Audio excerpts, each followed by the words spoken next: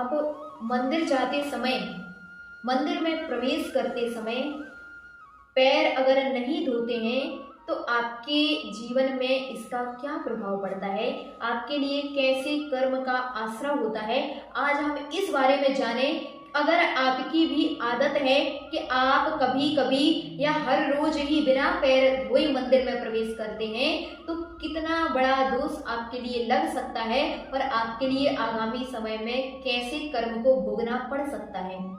हमारे शास्त्रों में कहा कि पहली बात तो जब भी मंदिर में प्रवेश करें स्वच्छ प्राकृत जल से पांव धोना ही चाहिए। क्यों धोना चाहिए?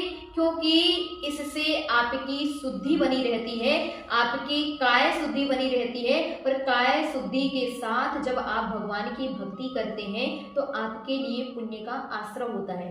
अगर आप पांव धोए बिना ही मंदिर में प्रवेश करते हैं तो ध्यान रखिए आपके लिए असाता वेदनीय कर्म का आश्रय होगा, क्योंकि आपने भगवान के चरणों में जाकर के अशुद्ध अवस्था में भक्ति की है और उस अशुद्ध अवस्था में की गई भक्ति आपके लिए असाता वेदनीय कर्म का आश्रय कराती है। हमारे शास्त्रों में इस बारे में कथा है जिसमें एक बार एक ग्वाले ने मंदिर जाते समय इस बात का ध्यान नहीं रखा और वह बिना पैर हाथ धोए ही मंदिर में प्रवेश करके भगवान की भक्ति और आराधना करके वापस आ गया। लेकिन वह भक्ति और आराधना करके तो आ गया लेकिन साथ में अपने असाता वेदनीय कर्म को भी ले आया।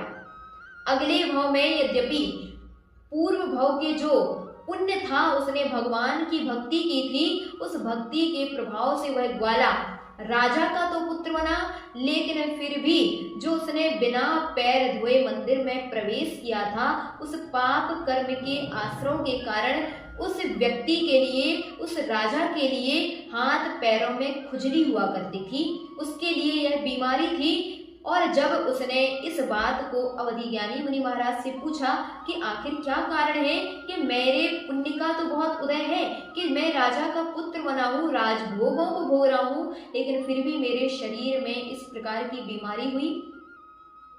अवधि ज्ञानी मुनि महाराज ने उस समय यही बतलाया था कि तुमने पुण्य तो किया था, भगवान की भक्ति तो की थी, उस पुण्य के प्रभाव से तुम राजा के पुत्र बने हो, लेकिन उस पुण्य के उदय में भी तुमने पाप का आश्रय कर लिया था। तुमने अशुद्धि और शुद्धि का ध्यान न रख के भगवान की भक्ति की थी। यही कारण है कि तुम्हारे लिए आज यह खुजली की बीमारी हुई है और यह शरीर तुम्हारे लिए और शरीर तुम्हारा आज खुजला रहा है।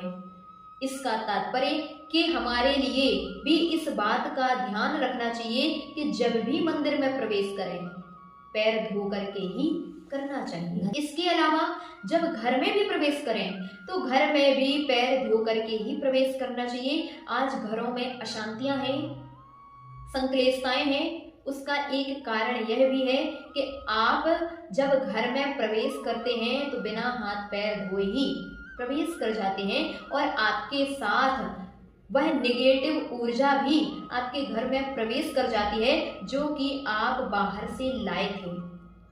वहीं अगर आप हाथ पैर धो करके शुद्ध होकर के घर में प्रवेश करते हैं तो वह नेगेटिव ऊर्जा बाहर ही छूट जाती है और आपके घर में उस नेगेटिव ऊर्जा का प्रभाव नहीं पड़ता है। तो इस बात का ध्यान रखें कि जब भी मंदिर में अथवा घर में प्रवेश करें तो सबसे पहले हाथ पैर अवश्य धोएं।